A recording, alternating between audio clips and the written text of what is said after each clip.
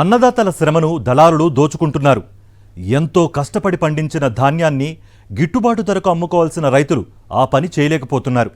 ప్రభుత్వ నిర్లక్ష్యం కారణంగా ఎంతో కొంతకు తెగనమ్మేసుకుంటున్నారు. రైతులు ఎంత శ్రమించినా సరే, ఎంత ఖర్చు చేసినా సరే చివరాఖరికి అమ్ముకునే విషయంలో మోసపోతున్నారు. వైఎస్ జగన్ ప్రభుత్వంలో అమలైన ధాన్యం కొనుగోలు విధానం ఇప్పుడు అమలు కావడం లేదు. గత సర్కారు హయాంలో రైతులకు అండగా నిలిచిన రైతు భరోసా కేంద్రాలు ఇప్పుడు ఆ పని చేయడం లేదు. వైఎస్ జగన్ సర్కారుపై ద్వేషంతో రైతు భరోసా కేంద్రాలు పేరు మార్చారు. అంతేకాదు జగనన్న ప్రభుత్వంలో అమలైన రైతు సంక్షేమాన్ని కూడా పక్కన పెట్టేశారు. దళారులకు, మిల్లర్లకు లబ్ధి చేకూర్చేలా, అన్నదాతలకు నష్టం కలిగించేలా కూటమి ప్రభుత్వం వ్యవహరిస్తోందని రాష్ట్ర వ్యాప్తంగా రైతులు ఆగ్రహిస్తున్నారు. Welcome to Sakshi ground report. ఎన్నికల ముందు ఎన్నెన్నో హామీలు ఇచ్చారు. ప్రతి రైతుకు పంట పెట్టుబడి సాయం 20,000 అందిస్తామన్నారు. ఇన్పుట్ సబ్సిడీలు, క్రాప్ ఇన్సూరెన్సులు అద్భుతంగా ఉండబోతున్నాయని నమ్మబలికారు. వాట్సాప్లో ఒకే ఒక్క హాయ్ అని మెసేజ్ పెడితే చాలు, రైతుల వద్దకే వచ్చి ధాన్యం కొనుగోలు చేస్తామని డబ్బాలు కొట్టారు. కొనుగోలు ప్రక్రియను మరింత సులభతరం చేసేశామన్నారు. కట్ చేస్తే రైతులకు పంట ప్రతిఫలం చేతికందేలోగా దళారులు గద్దల్లా వాలిపోతున్నారు. కనీస మద్దతు ధర వస్తుందని కళ్ళు కాయలు కాచేలా ఎదురుచూసినా నిరాశే మిగులుతోంది. మిల్లర్లు, దళారులు కలిసి కుమ్మక్కైపోవడంతో కళ్ళల్లోని ధాన్యాన్ని వారు చెప్పిన ధరకే అమ్ముకోవాల్సిన దుస్థితి ఏర్పడింది. గిట్టుబాటు ధరకు రైతుల నుంచి ధాన్యం కొనుగోలు చేయడంలో చంద్రబాబు కూటమి ప్రభుత్వం దారుణంగా విఫలమైంది. కమిషన్ల కక్కుర్తితో ధాన్యం కొనుగోళ్లను పూర్తిగా దళారుల పాలు చేశారు. ప్రభుత్వం పట్టించుకోకపోవడం, అధికారులు నిర్లక్ష్యంగా వ్యవహరిస్తూ ఉండటంతో ధాన్యం పండించిన రైతుల గోడు అరణ్య రోదనగా మారింది. రైతులే దేశానికి వెన్నెముక అని భావించిన వైఎస్ జగన్ తన పాలనలో అన్నదాతలకు అండగా నిలిచారు. ధాన్యం కొనుగోళ్లకు సంబంధించి అత్యంత పారదర్శకమైన విధానాన్ని అమలు చేశారు. ప్రతి సీజన్కు ముందుగానే వ్యవసాయ, పౌర సరఫరాల అధికారులతో సమీక్ష నిర్వహించి అధికార యంత్రాంగాన్ని పూర్తిగా సన్నద్ధం చేసేవారు. ఈ క్రాప్ ద్వారా శాస్త్రీయంగా లెక్కలు సేకరించి రైతుల కల్లాల నుంచే ధాన్యం మిల్లుకు చేరే వరకు అధికారులు పర్యవేక్షించేవారు. రైతుల నుంచి శాంపిళ్ల సేకరణ, గన్ని బ్యాగులను, రవాణా వాహనాలను అందుబాటులో ఉంచేవారు. హమాలీలకు చెల్లించే ఛార్జీలు, రైతులకు చెల్లించే ధర, ఇలా ప్రతి ఒక్కటి ప్రణాళిక ప్రకారం అమలయ్యేవి. రైతు భరోసా కేంద్రాల ద్వారా ధాన్యం కొనుగోలు చేసే ప్రభుత్వం నేరుగా రైతుల ఖాతాలకు ఆ సొమ్ము జమ చేసేది. దళారులు లేని వ్యవస్థను వైఎస్ జగన్ ప్రభుత్వం తీసుకొచ్చి అన్నదాతలకు న్యాయం జరిగేలా చూశారు. గత ప్రభుత్వం అధికారులే ధాన్యం రాసుల దగ్గరికి వెళ్ళి శాంపిల్స్ తీసుకుని అది ధాన్యాన్ని తెప్పించుకుని ఆర్బీకే నుంచి మళ్ళీ మిల్లుకి వెళ్ళేటట్టు ఇక్కడ ఆఫీసర్స్ ఉండేవారు, అక్కడ మిల్లు దగ్గర ఆఫీసర్ ఉండేవారు, కస్టోడింగ్ ఆఫీసర్. వాళ్ళ ధాన్యాన్ని దింపుకుని వాళ్ళకి ఇబ్బంది లేకుండా చేసేవారు. డైరెక్టు ఏదైతే మద్దతు ధర ఉందో అది అకౌంట్లో పడేలా చేసేవారు. ఇవాళ అది లేదు. ఇవాళ పంట దిగుబడి తగ్గింది. దానికి తగ్గట్టుగా వాళ్ళకి 1720 రూపాయలు బస్తాకి రేటు కూడా అందటం లేదు. పూర్తిగా ఇవాళ రైతుల్ని గాలికి వదిలేసి, కొనుగోలుని గాలికి వదిలేసి చాలా ఇబ్బంది చేస్తూ ఉన్నారు. కూటమి ప్రభుత్వంలో రైతుల పరిస్థితి దీనంగా మారింది. గన్ని బ్యాగులు, హమాలీలు, రవాణా వాహనాలు అన్నీ కూడా దళారుల గుప్పెట్లోకి వెళ్లిపోయాయి. పంట నష్టానికి ఇచ్చే బీమా కూడా ఇవ్వడం లేదు. ధాన్యం కొనుగోళ్లను పర్యవేక్షించవలసిన పౌర సరఫరాల అధికారులు ఆ పని చేయడం లేదు. దీంతో ఎక్కడికక్కడ కల్లాల్లో ధాన్యం గుట్టలుగా కనిపిస్తోంది. ధాన్యాన్ని కొనుగోలు చేయడంలో తిరుగులేని విధంగా పనిచేస్తాం, వాట్సాప్ లో హాయ్ అని ఒక్క మెసేజ్ పెడితే చాలు, రైతు దగ్గరికే వచ్చి ధాన్యం కొంటామని కూటమి ప్రభుత్వం గొప్పలు చెప్పింది. ఇలా చూస్తే క్షేత్రస్థాయిలో అలాంటి పరిస్థితి కనిపించడం లేదు. కోత కోసిన ధాన్యం కల్లాల్లోనే దర్శనమిస్తుంది. రైతు సేవా కేంద్రాల వద్దకు వెళ్లి ప్రశ్నిస్తే వారికి సమాధానం చెప్పే నాథుడే కనిపించడం లేదు. గోనె సంచులు కూడా ఏర్పాటు చేయడం లేదు. ట్రాన్స్పోర్ట్ సంగతి ఇక సరే. దీంతో కల్లాల్లోని ధాన్యం రాసులను ఏం చెయ్యాలో రైతులకు పాలు పోవడం లేదు. ప్రభుత్వం ఒక్క మెసేజ్ తో ధాన్యం కొనేస్తాము అని బిల్డప్ ఇచ్చినప్పటికీ గ్రౌండ్ లెవెల్లో ఆ పరిస్థితి లేదు. పైపెచ్చు ధాన్యం కొనుగోలుకు తేమ శాతంతో లింకు పెడుతున్నారు. 22% కంటే తక్కువ లేకపోతే తీసుకోమని మిల్లర్లు తేల్చేస్తున్నారు. ఈ విషయాలన్నింటినీ సాక్షి మీడియానే కాదు, ఆఖరికి ఎల్లో మీడియా కూడా రాస్తోంది. చంద్రబాబు ప్రభుత్వం చేతకానితనంతో రైతులు తమ ధాన్యం రాసులను ఏం చేసుకోవాలో తెలియని పరిస్థితిని ఎదుర్కొంటున్నారు. రైతులు సాక్షాత్తు పౌర సరఫరాల శాఖ మంత్రిని కలిసి కన్నీళ్లతో గోడు వెళ్లబోసుకున్నా కూటమి ప్రభుత్వంలో చలనం లేదు అని మాజీ మంత్రి కారుమూరి నాగేశ్వరరావు నేటి క్షేత్రస్థాయి పరిస్థితిని వివరించారు. సాక్షాత్తు సివిల్ సప్లై మంత్రిని ఆ రైతులు కళ్ళంట నీళ్లు ఎలా పెట్టుకుంటారో ఒకసారి చూడండి. ఇది పరిస్థితి. రైతుల పరిస్థితి చాలా దారుణంగా ఉంది. పేరు చెప్పడానికి కూడా భయపడుతున్నారంటే అక్కడ పరిస్థితులు ఎలా ఉన్నాయో చూడండి ఒకసారి. ప్రభుత్వం 1,725 రూపాయలను గిట్టుబాటు ధరను నిర్ణయిస్తే మిల్లర్ మాత్రం 1,400 రూపాయలకు మాత్రమే కొంటాను అని చెప్తున్నాడు. ఓవైపు గోనె సంచులు, మరోవైపు వాహనాలు సరైన సమయంలో అందుబాటులో లేకుండా చేసి మిల్లర్లు, దళారులు కుమ్మక్కై ఇలా చేస్తున్నారనే విమర్శలు వినిపిస్తున్నాయి. ఒకవేళ రైతులు తమ ధాన్యాన్ని గోనె సంచుల్లో మిల్లుల వరకు తీసుకెళ్లినా అక్కడ అన్లోడ్ చేయకుండా 4-5 రోజులు ఉంచేస్తున్నారు. దీంతో ఆ ధాన్యం ఉక్కిపోయి మొలకలు వచ్చే పరిస్థితి. అదే సమయంలో మిల్లులో లారీ ఉన్నన్ని రోజులు లారీకి కిరాయి కూడా రైతే చెల్లించవలసిన పరిస్థితి.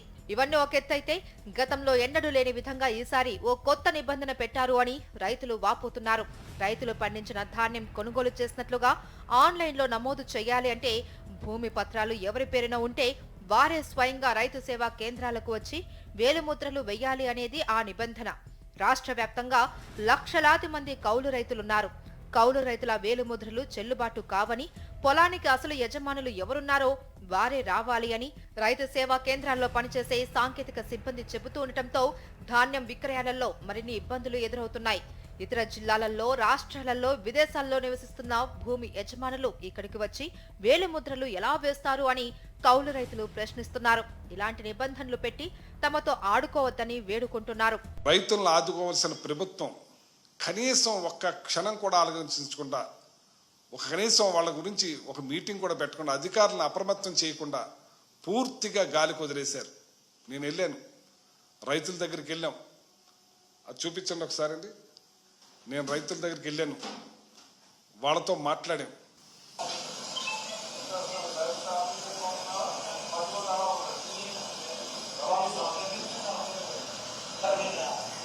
ఇట్లాగే ఎక్కడ నేను మామూలుగా వేగ్గా మాట్లాడతలేదు. నేను రైతు బిడ్డని, వ్యవసాయం నాకు తెలుసు, వ్యవసాయం నేను పంటలు పండించాను. ఇవాళ ఏ రైతు చూసినా అలో లక్ష్మణాన్ని బాధపడతా ఉన్నారు. మాకు జగన్మోహన్ రెడ్డి గారు ఉన్నప్పుడు రైతు భరోసా కింద పంట వేసుకునే ముందే మాకు 13,500 ఇచ్చేవారు. ఈ రోజున మాకు 20,000 ఇస్తానన్నాడు ఆయన. 20 పైసలు ఇవ్వలేదు ఇప్పటి వరకు. మాకు వర్షాల్లో 2 సార్లు కూడా ఊడ్చుకోవాల్సిన పరిస్థితి మాకు ఏర్పడింది. మాకు ఇన్పుట్ సబ్సిడీ మాకు జగన్మోహన్ రెడ్డి గారు పంట రాకుండానే మాకు అందించే కార్యక్రమం చేశారు. ఇలా ఎవరికి ఇచ్చారో తెలియదు, ఎవరు పోయిన వాళ్ళకి ఇచ్చారో తెలియదు అని చాలా బాధపడతా ఉన్నారు. ఇంత దారుణంగా మరి వాళ్ళ రైతులు నడ్డి వీర్చి రైతుల్ని పట్టించుకోకుండా ఈ ప్రభుత్వం ఇలా ఉందంటే మరి రైతు పరిస్థితి ఏంటని నేను అడుగుతా ఉన్నాను. ఆరుగాలం కష్టించి వేలల్లో పెట్టుబడి పెట్టి చివరాఖరకు పంట చేతికొస్తుంది అనుకుంటున్న తరుణంలో తమను ఇలా ఇబ్బందులకు గురి చేయడం సరికాదు అని రైతులు కూటమి ప్రభుత్వంపై ఆగ్రహం వ్యక్తం చేస్తున్నారు. ఎకరాకు 30,000 రూపాయలకు పైగా పెట్టుబడి పెట్టి ఎన్నో వ్యయ ప్రయాసాలకు ఓర్చి పంట పండిస్తే ఆ పంటను సరైన ధరకు విక్రయించుకునే వీలు లేకుండా ఓవైపు ప్రభుత్వం, మరోవైపు మిల్లర్లు, దళారులు అన్ని రకాలుగా రైతును ముంచేస్తున్నారని మండిపడుతున్నారు. గతంలో ఎన్నడూ ఎదుర్కోని ఇబ్బందులను ఈసారి ధాన్యం కొనుగోళ్లలో అన్నదాతలు ఎదుర్కొంటున్నారు. మిల్లర్లు, దళారులు, అధికారులు అంతా కుమ్మక్కవడంతో మరో గత్యంతరం లేక రైతులు కూడా వచ్చిన కాడికి పంటను అమ్ముకునే పరిస్థితి దాపురించింది. 6 నెలల కూటమి ప్రభుత్వ పాలనలో రైతులు అనేక సమస్యలు ఎదుర్కోవాల్సి వస్తోంది. ఓవైపు పంటల బీమా విషయంలో రైతుల నడ్డి విరిచిన ప్రభుత్వం అన్నదాతలు ఎంతో శ్రమించి పండించిన పంటకు సరైన ధరను అందించలేకపోతోంది. గోదావరి జిల్లాల్లోని పలు ప్రాంతాల్లో పూర్తి స్థాయిలో కొనుగోలు కేంద్రాలు ప్రారంభం కాకపోవడంతో ఖరీఫ్ ధాన్యాన్ని గిట్టుబాటు ధరకు విక్రయించడం గగనమైపోయింది. గత్యంతరం లేక దళారుల బారిన పడి తక్కువ ధరకే ధాన్యం అమ్ముకోవాల్సి వస్తోంది. మరోవైపు వాతావరణ పరిస్థితులను బూచిగా చూపించి దళారులు రైతును నిట్ట నిలువునా మోసం చేస్తున్నారు. దీనిపై మరింత సమాచారం మా ప్రతినిధి హరీష్ అందిస్తారు. తూర్పుగోదావరి జిల్లాలో రైతులు ఖరీఫ్ సాగు ఇప్పటికే పూర్తయింది. రైతులు పంట అమ్ముకునేందుకు సిద్ధంగా ఉన్నారు. అయితే కొనుగోలు కేంద్రాలు మాత్రం ఈ ప్రభుత్వం పూర్తి స్థాయిలో ఏర్పాటు చేయలేకపోయింది. గతంలో రైతు భరోసా కేంద్రాలు ఉండేవి. విత్తు నుంచి విపణి దాకా ప్రతి అంశాన్ని కూడా రైతు భరోసా కేంద్రాలు చూసుకునే ఇప్పుడు ఆ పరిస్థితి లేదు. మళ్ళీ దళారులు మధ్యవర్తులు అందరూ ఎంటర్ అయిపోయారు. రైతుకి ఎట్టి పరిస్థితిలో న్యాయం జరిగే పరిస్థితి ఇక్కడ కనిపించలేదు. ప్రధానంగా కొనుగోలు కేంద్రాలు ఏర్పాటు చేయకపోవడం వల్ల రైతులైతే నానా ఇబ్బందులు ఎదుర్కొంటున్నారు. అమ్ముకోవటానికి మళ్ళీ మధ్యవర్తులు కూడా రావడం జరిగింది. అందరూ కూడా ఇక్కడికి వచ్చి కాటా ఎంత అంటే 1800 నుంచి 1500, 14 ఇష్టారీతిని కొనుగోలు చేస్తున్నారు. రైతుకి అయితే న్యాయం జరిగే పరిస్థితి కనిపించట్లేదు. ఏం జరుగుతుంది మీ గ్రామంలో? ఇక్కడ గత గవర్నమెంట్లో మనకి ఇదివరకు జగన్మోహన్ రెడ్డి గారి గవర్నమెంట్లో ప్రత్యేకంగా రైతుల గురించి రైతు భరోసా కేంద్రాలను ఏర్పాటు చేసి దాంట్లో స్పెషల్గా ఆఫీసులను వాళ్ళనే అలర్ట్ చేసి జాబ్ హోల్డర్స్ తీసుకుని తద్వారా క్రాప్ బుకింగ్ దగ్గర నుంచి అంటే ఆయా పంటల్లో ఆయా భూమిలో ఏ పంట వేస్తున్నారో అనేది ఈ క్రాప్ బుకింగ్ చేసి ఆ తర్వాత ఆ పంటకు సంబంధించి ఏదైనా ఇన్సూరెన్స్ కట్టాలంటే ఆ రైతుకు సంబంధించిన డబ్బులు కూడా గవర్నమెంటే భరించి ఏదైనా సైక్లోన్ రైట్ విపరీతమైన పరిస్థితులు వచ్చినప్పుడు పంట నష్టపోయినప్పుడు ఆ రైతుకు డైరెక్ట్గా బెనిఫిషరీ ఎవరైతే ఉన్నారో ఆ రైతుల పేరున అకౌంట్లో డబ్బులు వేసి ఇన్ని విధాలుగా రైతుని స్టార్టింగ్ నుంచి ఎండింగ్ వరకు అంటే విత్తనం వేసే దగ్గర నుంచి పంటలు నమ్ముకునే వరకు కూడా మొత్తం అంతా కూడా గవర్నమెంటే మానిటర్ చేసుకుంటా గవర్నమెంటే రైతులకి సహాయ సహకారాలు అందించేది. గతంలో రైతుల పట్ల ఎంత నిబద్ధతగా ఉన్నదో గవర్నమెంట్ దానికి వ్యతిరేకంగా జరుగుతూ ఉన్నది. ఇప్పుడంతా కూడా పంట కంప్లీట్ అయింది. అలాగే ఎక్కడా కూడా ఈ కొనుగోలు కేంద్రాలు పూర్తి స్థాయిలో ఎక్కడ ఏర్పాటు చేయబడలేదు. ఇవేమన్నా అమ్ముదారి అంటే కనుక దళారులు వస్తున్నారు, ఓ రోజు 1800 అడుగుతూనే ఉన్నారు. అలాగే పైన చూస్తే సైక్లోన్ అని చెప్పి 3 రోజులు విపరీతమైన వర్షాలు వస్తాయని చెప్తున్నారు. ఇది కోసిన వెంటనే గోతిగాడు నక్కల్లాగా ఇవాళ దళారులు అందరూ కూర్చున్నారు. మాకు 1500 కావాలి, 1200 కావాలి, మాయిశ్చర్ పర్సెంటేజ్ ఎక్కువగా ఉన్నదని చెప్పి, తేమ పర్సెంట్ ఎక్కువ ఉన్నదని చెప్పి రైతులను మోసం చేసి ఈ గవర్నమెంట్ చోద్యం చూస్తూ ఉన్నది. ఇవాళ కూడా సైక్లోన్ ఎఫెక్ట్ ఉన్నది. రైతులను స్పీడప్ చేసి ఆ కొనుగోలు కేంద్రాలను పూర్తి స్థాయిలో ఏర్పాటు చేసి రైతులకు న్యాయం చేయాలనే ఉద్దేశం ఎక్కడ కూడా ఈ గవర్నమెంట్కి ఎక్కడ కనిపించలేదు. అదే మీరు చెప్పండి, ఎలా ఉంది ఇప్పుడు?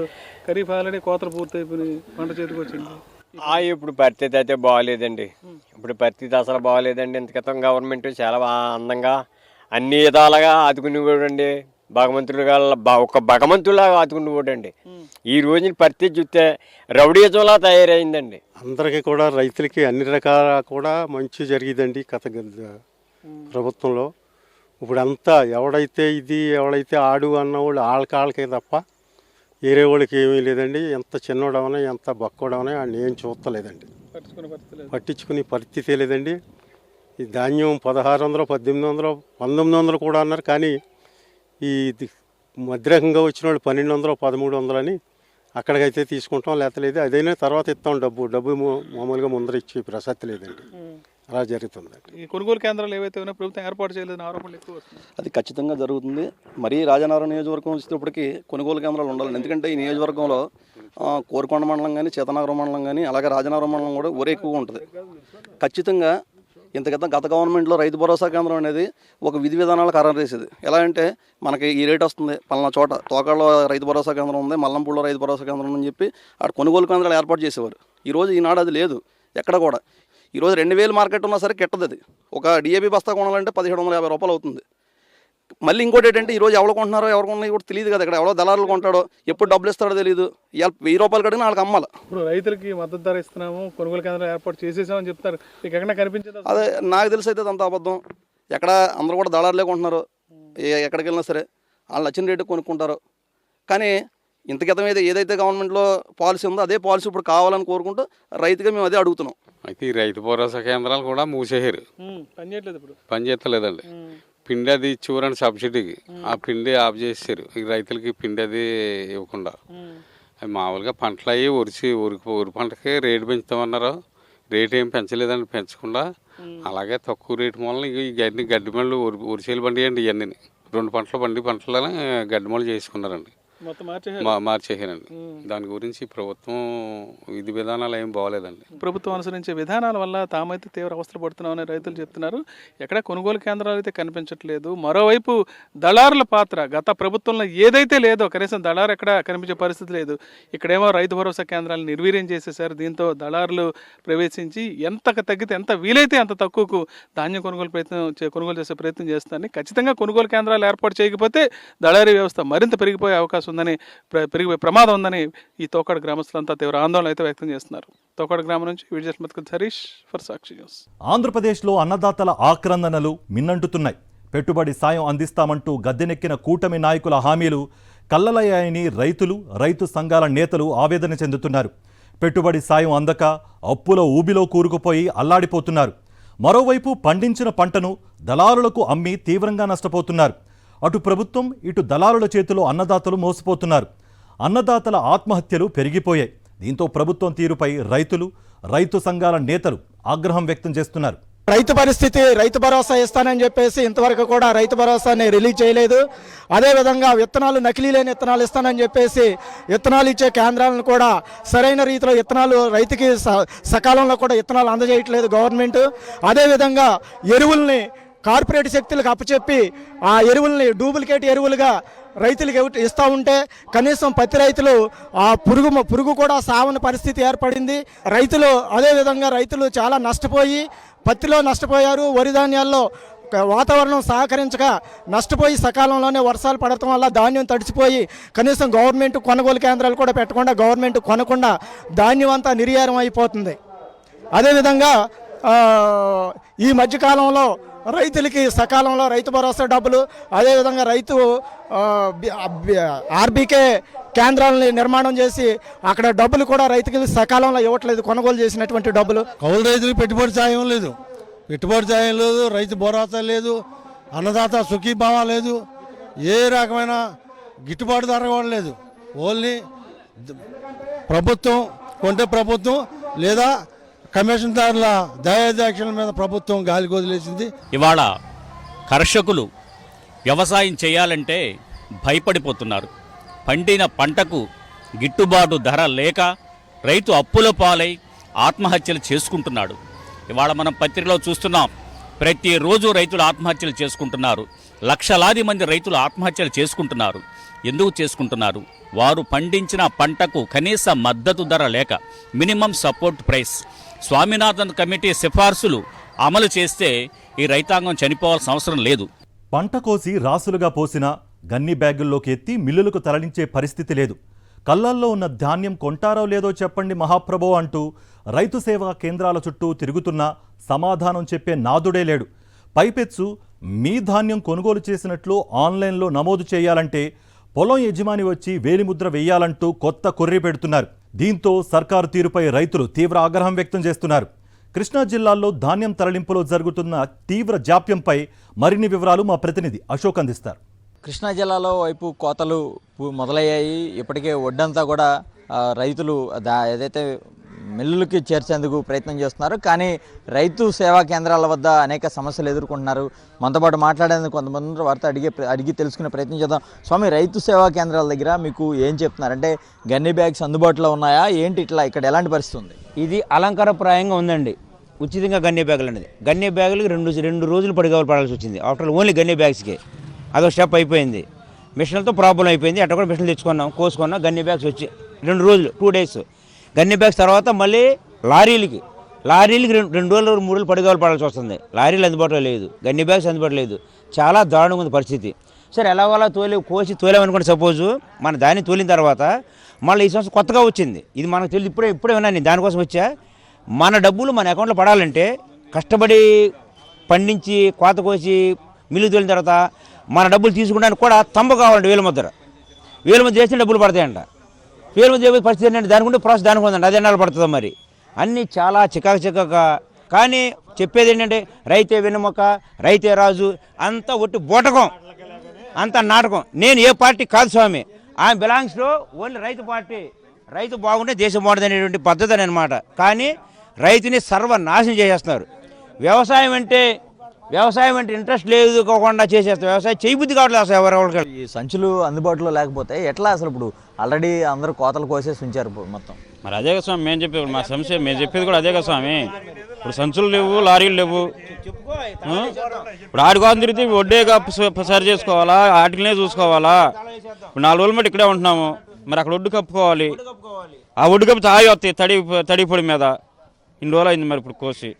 పెద్ద అంటే ఎంత తేమ శాతం ఎంత ఉండాలంటున్నారు? 22 ఏదో ఉండాలంటున్నారు. 17కి తీసుకుంటారు. 17కి కుప్ప నూసినట్లో కూడా అది 22 వస్తుంది.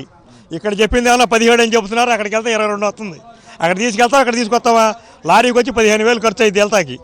ఆ వీటికి వెయిటింగ్ ఛార్జ్ 1500 అడుగుతున్నాడు. మరి తీసుకెళ్ళి అక్కడ తేలంగా ఎంత అన్నా సరే.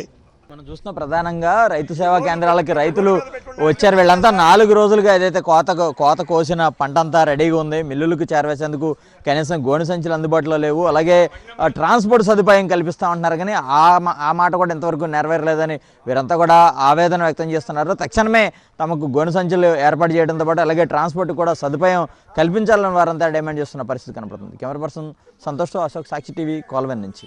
ఖరీఫ్ వరి పంట కోతలు నూర్పులు అయిపోతున్నా విజయనగరం జిల్లాలో ధాన్యం కొనుగోలు కేంద్రాలు ఏర్పాటు చేయకపోవడంపై సర్వత్రా ఆందోళన నెలకొంది. గత వైఎస్ జగన్ ప్రభుత్వ పాలనలో నవంబర్ ఆరంభం నాటికే రైతు భరోసా కేంద్రాల ద్వారా ధాన్యం కొనుగోలు ప్రారంభమయ్యేది. ఇప్పుడు అటువంటి పరిస్థితి లేకపోవడంతో రైతుల పరిస్థితి దయనీయంగా మారింది. దీంతో నూర్పులు జరిగిన ధాన్యం రాసులు రైతు కళ్ళాల్లోనే కనిపిస్తున్నాయి. విజయనగరం నుంచి మా ప్రతినిధి యుగంధర్ మరింత సమాచారం అందిస్తారు. విజయనగరం జిల్లాలో వరి కోతలు ముమ్మరంగా సాగుతున్నాయి. ఎక్కడికక్కడ యంత్రాలు పెట్టి మరి వెంటనే వరి కోతలు పూర్తి చేయాలనేటువంటి పరిస్థితిలో రైతాంగం అంతా కూడా ఉన్నది. జిల్లా వ్యాప్తంగా తీసుకున్నట్లయితే 510 రైతు సేవా కేంద్రాలు ఉన్నాయి. గతంలో వీటిని రైతు భరోసా కేంద్రాలు ఉండేవారు, వాటిని ఈ ప్రభుత్వం రైతు సేవా కేంద్రాలుగా మార్చారు. వీటిని ధాన్యం కొనుగోలు చేయాలని చెప్పి ఒక పౌర సరఫరాల శాఖ మంత్రి నాదెండ్ల మనోహర్ ఇప్పటికే ఒక ప్రకటన కూడా చేస్తున్నారు. అయితే ఆ పరిస్థితి అయితే క్షేత్రస్థాయిలో కనిపించిందా అంటే ఈరోజు మేము చాలా డెంకాడ మండలం, భోగాపురం మండలం, పూసపాటిరేగ మండలం, నెల్లిమర్ల మండలాల్లో మేము విస్తృతంగా పర్యటించాం. ఎక్కడ కూడా ఒక్క రైతు సేవా కేంద్రంలో కూడా కొనుగోలు కేంద్రాలను అయితే ప్రారంభించలేదు. ఒకవైపు చూస్తే రైతాంగం అంతా కూడాను కోతలు ముమ్మరం చేశారు. లేబర్ దొరకకపోయినప్పటికీ కూడా యంత్రాల ద్వారా ఈ కోతలన్నీ కూడా చేస్తున్నటువంటి పరిస్థితి. లేబర్ ఉన్నట్టయితే వరిగడ్డి పశువులకు ఉపయోగపడి ఉండేది, కానీ అటువైపు లేబర్ ఖర్చు పెరిగిపోతుంది. ఎకరాకు 3,500 రూపాయలు కోత ఖర్చు, ఆ తర్వాత దాని నూర్పు ఖర్చు, తర్వాత వడ్లని ఎండబెట్టి వాటిని కొనుగోలు కేంద్రాలకి తరలించడం వరకు ఇవన్నీ ఖర్చులు కానీ తీసుకున్నట్టయితే చాలా ఎక్కువ ఖర్చులు కనిపించడంతో నేపథ్యంలో రైతులందరూ కూడా యంత్రాలను ఆశ్రయించున్నటువంటి పరిస్థితి. ఎకరాకు 3,500 రూపాయలతోటే వరి కోత అయిపోతుంది, నూర్పు అయిపోతుంది. పూర్తిగా ధాన్యం పట్టుబడి వరకు తీసుకెళ్లేటువంటి పరిస్థితి. రైతాంగానికి యంత్రాలతో చేయటం వల్ల ఎంతగానో కలిసి వస్తుంది, పొదిపోతుంది అనేటువంటిది మనకి ఇక్కడ అర్థమవుతుంది. అయితే మరోవైపు ప్రభుత్వం ఇవ్వాల్సినటువంటి సహకారం విషయంలోనే ఇక్కడ ఒక స్పష్టత లేదు. రైతు సేవా కేంద్రాల్లో ఇప్పటి వరకు కూడా ఒక గింజ ధాన్యం కొనడానికి కూడాను ఏర్పాట్లు అయితే సాగలేదు. ఈ జిల్లా కలెక్టర్ కానీ లేకపోతే మిగతా అధికారులు ఒకసారి అయితే మాత్రం రివ్యూ చేశారు. రివ్యూ చేసినటువంటి ఎఫెక్ట్ అయితే మాత్రం క్షేత్రస్థాయిలో మాకు కనిపించలేదు. ఒక్క చోట కూడాను రైతు భరోసా కేంద్రాలతో పాటు రైతు సేవా కేంద్రాలతో పాటు మరోవైపు DCMS లో కూడాను కొనుగోలు చేయాల్సి ఉంది. PSCS లు కూడాను ప్రాథమిక ఆరోగ్య వ్యవసాయ సహకార సంఘాలు కూడాను కొనుగోలు చేయాల్సి ఉంది. ఇటు PSCS లు కానీ, ఇటు DCMS కానీ, ఇటు మరోవైపు రైతు సేవా కేంద్రాలు ఎక్కడ కూడా ఈ రోజు వరకు ఒక్కటంటే ఒక్కటి కూడాను కొనుగోలు కేంద్రం ప్రారంభం అవ్వలేదనే మనం చెప్పుకోవచ్చు. రైతాంగం అయితే మాత్రం ఇప్పుడు అమ్మకాలు చేపడితేనే సంక్రాంతి నాటికి డబ్బులు వస్తాయి, డిసెంబర్ 2వ వారం నాటికి డబ్బులు వస్తేనే సంక్రాంతి పండుగ చేసుకోగలుగుతాము, ఖర్చులన్నీ కూడా మీట్ అవుతాము అనేటువంటి రైతాంగం ఎదురు చూస్తున్నటువంటి పరిస్థితి. మొత్తంగా తీసుకున్నట్టయితే ఇప్పటికైనా ప్రభుత్వం మేల్కొని ధాన్యం కొనుగోలు కేంద్రాలని ముమ్మరం చేయాలనేటువంటిది సర్వత్రా మాకు వినిపిస్తున్నటువంటి మాటగా కనిపిస్తోంది. వీడియో జస్ట్ ఈశ్వర్తో యుగంధర్, సాక్షి టీవీ, విజయనగరం నుంచి. ఇది వాళ్ళ ground report. Stay tune to Sakshi.